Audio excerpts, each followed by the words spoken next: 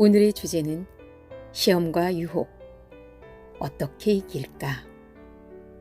마태복음 4장 1절에서 11절. 지난 학창 시절을 돌아보면 지긋지긋했던 시험이 생각납니다. 시험 준비가 안 되어서 꾸벅꾸벅 졸면서 밤을 새우며 공부를 합니다. 그리고 시험을 망쳤던 적이 있습니다. 모르는 문제를 찍던 기억도 있습니다. 시험 준비가 잘 되어 있을 때는 자신만만한 마음으로 단잠을 잡니다. 단번에 답을 기록하고 다른 친구들이 쩔쩔매는 모습을 느긋하게 둘러보기도 합니다. 그때는 아주 행복합니다. 어떨 때는 시험 전날 밤에 예수님이 오셨으면 좋겠다는 생각을 한 적도 있었습니다. 학교 하면 시험에 대한 기억을 빼놓을 수 없습니다. 그런데 학교 시험만이 시험이 아닙니다. 세상의 시험, 인생의 시험이 있습니다. 신앙생활에도 영적인 시험, 신앙의 시험이 있습니다. 세상의 시험과 유혹 없이 살아가는 사람이 어디에 있겠습니까? 우리는 많은 선택과 결정을 하며 살아갑니다. 그 가운데 끊임없이 유혹과 시험이 함께하는 것입니다. 본문 말씀에 보니 하나님의 아들 예수님께서도 시험을 받으셨습니다. 예수님도 시험을 받으셨다는 것에 우리는 위로를 받습니다. 예수님은 어떠한 시험을 받으셨나요? 그리고 예수님은 그 시험을 어떻게 이겨나가셨나요? 세상의 시험과 유혹을 이기는 법을 예수님께 배워야 합니다. 먼저 시험과 유혹은 언제 옵니까? 1절에 그때라고 시작합니다.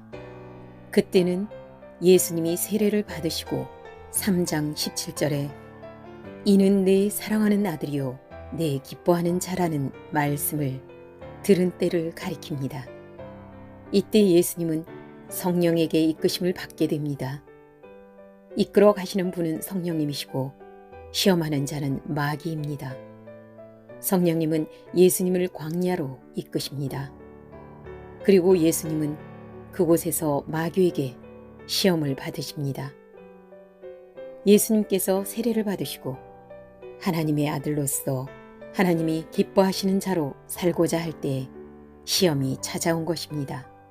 2절에 40일을 밤낮으로 금식하신 후에 줄이신지라. 예수님은 40일 금식 기도를 하셨습니다.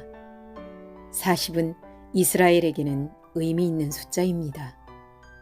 이스라엘 백성들은 40년 광야 생활을 거쳤습니다.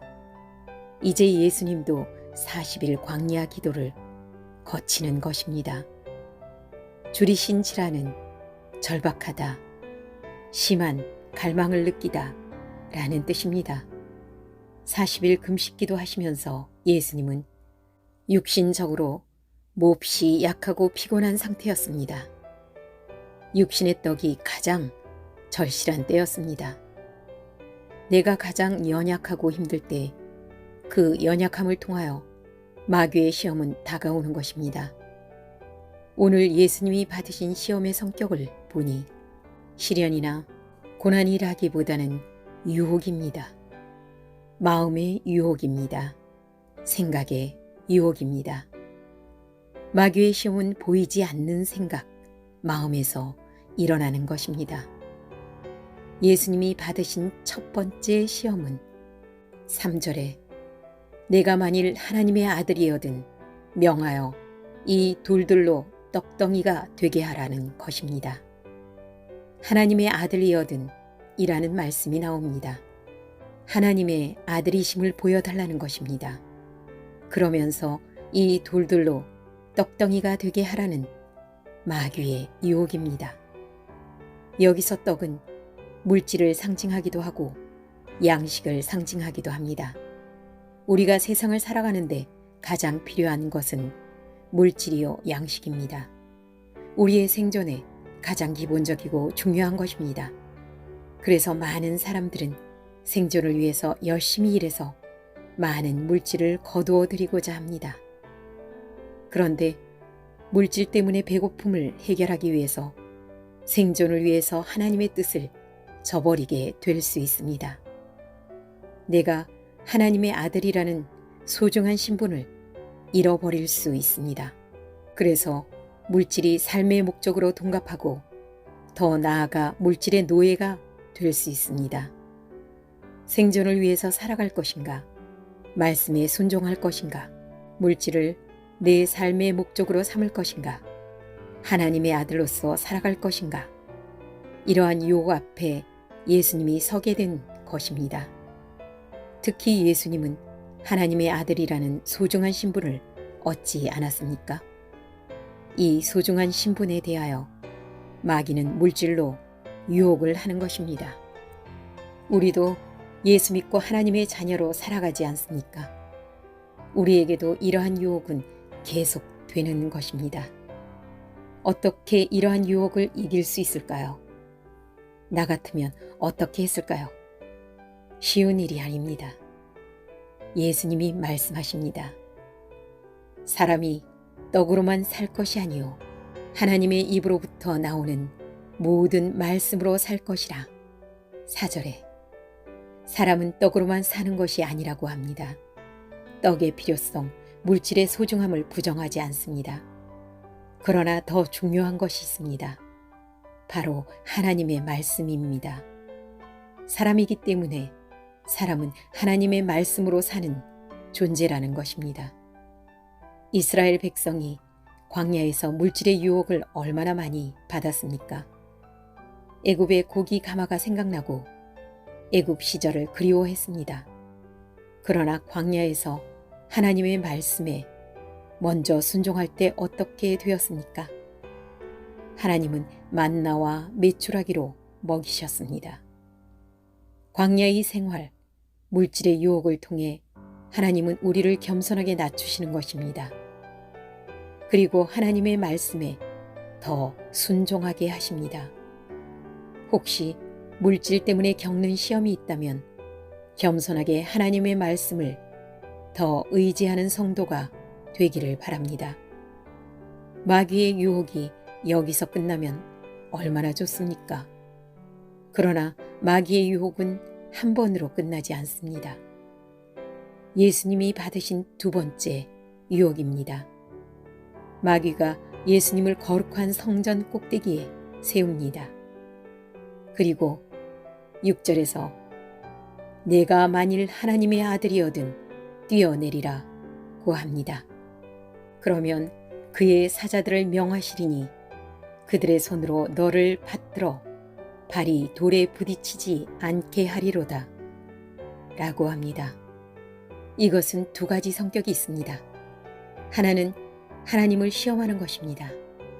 하나님을 신뢰할 만하다면 뛰어내리라. 이것은 하나님을 시험하는 행위입니다. 이스라엘 백성들이 광야에서 하나님을 시험하고 의심했습니다. 또한 명예에 대한 유혹이기도 합니다. 내가 성전 꼭대기에서 뛰어내려서 천사들이 나를 안전하게 받든다면 얼마나 큰 소문이 나게 될까? 나를 드러내고 싶은 명예에 대한 유혹입니다. 우리는 명예에 대한 유혹을 많이 받습니다. 내 이름이 알려지기를 바라고 나를 알아주기를 바라고 내 명예가 높아지기를 원합니다. 이 속에는 나 중심의 이기적인 죄성이 담겨 있는 것입니다. 예수님은 주 너의 하나님을 시험하지 말라 7절에서 말씀하십니다. 하나님은 시험의 대상이 아니라 믿음의 대상입니다.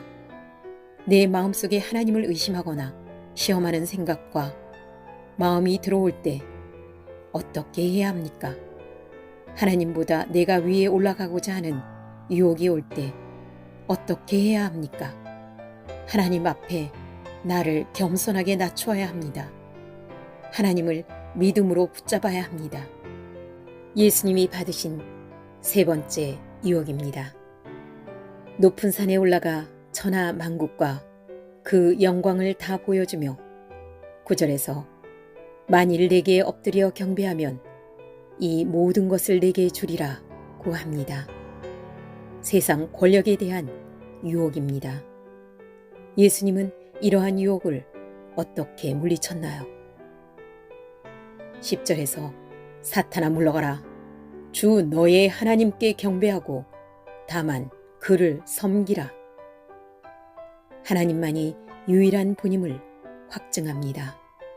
사랑하는 성도 여러분, 우리가 예수를 믿지 않았다면 어떻게 되었을까요? 오늘 예수님이 받으신 시험도 없을 것입니다.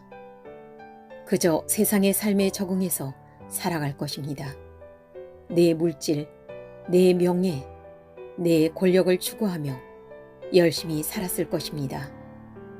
그런데 예수를 믿고 예수를 잘 믿으려고 하니 시험이 다가오는 것입니다.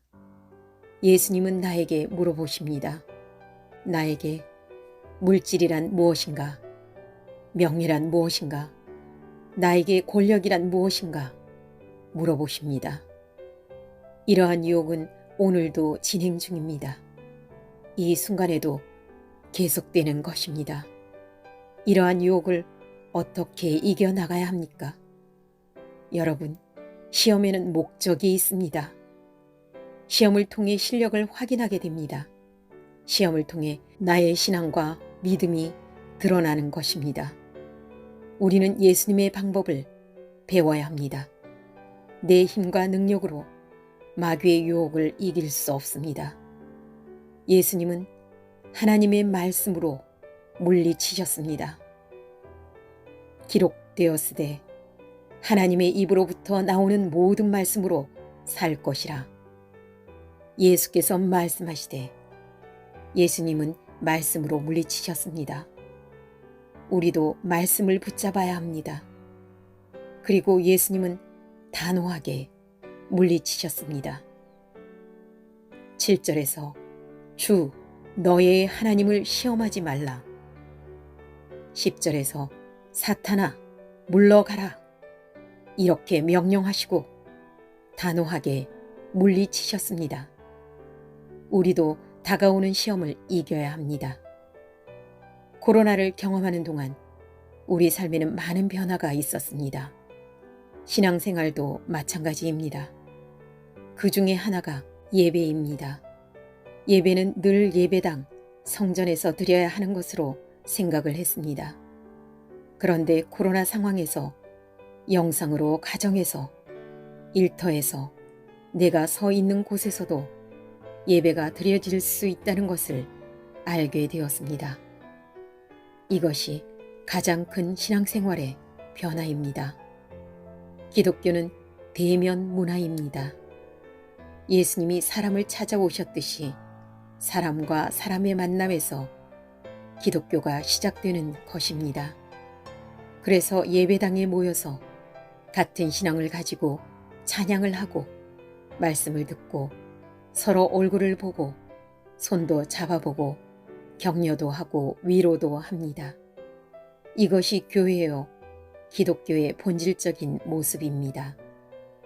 얼굴을 보아야 같은 교인입니다. 그런데 가정과 일터에서도 예배를 드리면서 예배의 지경이 확 넓어진 것입니다. 내가 서 있는 이곳도 하나님이 계시는 예배 장소가 되는 것이구나. 내가 있는 모든 곳이 성전이 될 수 있구나. 물론 성도님들이 이렇게 말합니다. 목사님, 가정에서 영상 예배 드리니까 안 되겠더라고요. 역시 예배는 예배당에서 드려야 합니다. 맞습니다. 그러나 코로나라는 상황 속에서 영상 예배를 드릴 수밖에 없는 우리는 더 성숙하고 담대한 믿음이 필요한 시대에 살게 되었다는 것입니다. 또 하나는 영상 예배로 인하여 급속하게 디지털 문화 속으로 진입하고 말았습니다. 어쩔 수 없이 유튜브를 접하고 이로 말미암아 온갖 별의별 영상과 디지털 문화를 실제적으로 접하게 되었다는 것입니다. 핸드폰을 가지고 디지털 문화 속에서 더 많은 시간을 보내게 됩니다. 마음과 생각은 디지털 문화 속에 있고 현실은 세상 속에 있는 현실과 가상의 구분이 모호한 시대에 살고 있는 것입니다. 그런데 마귀는 디지털 문화 속에 다 있는 것 같습니다. 엄청난 세상의 유혹, 마귀의 유혹, 신앙을 흔드는 문화가 가득 차 있습니다. 엄청난 유혹이 우리 앞에 펼쳐지고 있습니다. 우리의 신앙을 나태하게 만들고 나 중심의 교만한 마음을 가지게 하고 우리의 신앙을 변질시키고 물질과 명예와 권력의 유혹을 그 어느 때보다 강하게 우리를 둘러싸고 있는 것입니다. 사랑하는 성도 여러분, 더 열심히 말씀을 사모합시다. 더 간절한 마음으로 예수님께 나아갑시다. 단호하게 물리칩시다. 그리하여 이 영적 위기의 시대에 세상에서 밀려오는 유혹을 물리치고 하나님의 자녀답게 살아가는 성도가 되시기를 축복합니다.